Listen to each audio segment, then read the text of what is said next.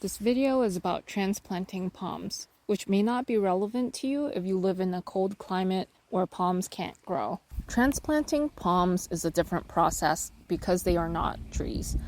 They grow differently. They only have one growing point at the top of each stem. That's the apical meristem, and that cannot be damaged or the palm dies. They also don't have secondary growth, so they never get thicker and wider.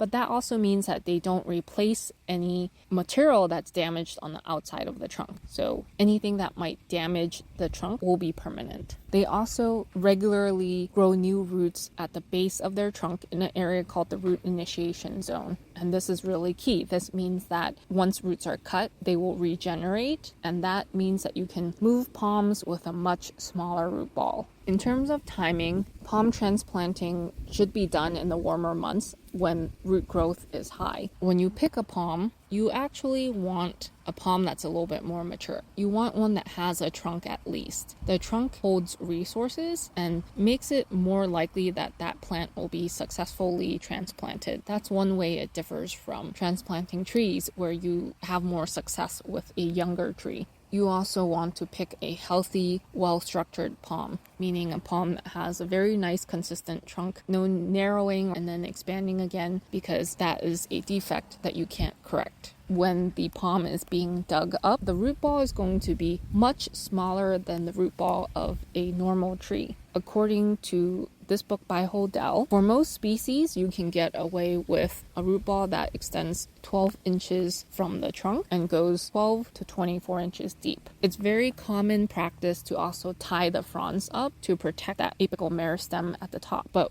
once the palm gets planted in the ground, that should be removed. Some palms, like the king palm, have a much heavier canopy relative to its trunk size. And just the weight of that canopy alone might snap the apical meristem off. In that case, you have to add a splint to further support it. When the palm is being moved, it's very important to not use things like cables or chains that might dig into and cause damage to the trunk. So you would be supporting it with slings or ties instead. In the new location, when the planting hole is dug, it just has to be the same height and a little bit wider than the root ball that you're digging up. It is common to want to plant palms deeper so that the final height of all the palms match, but that's actually going to reduce the success of the transplanting because palms are sensitive to poor drainage and they're sensitive to being planted too deep. So keep them at the original grade. Finally, the palms will need to be stabilized, but nothing can be directly attached to the trunk or permanent damage will occur. Most commonly, you have some supports that circle the trunk and get braced off the ground.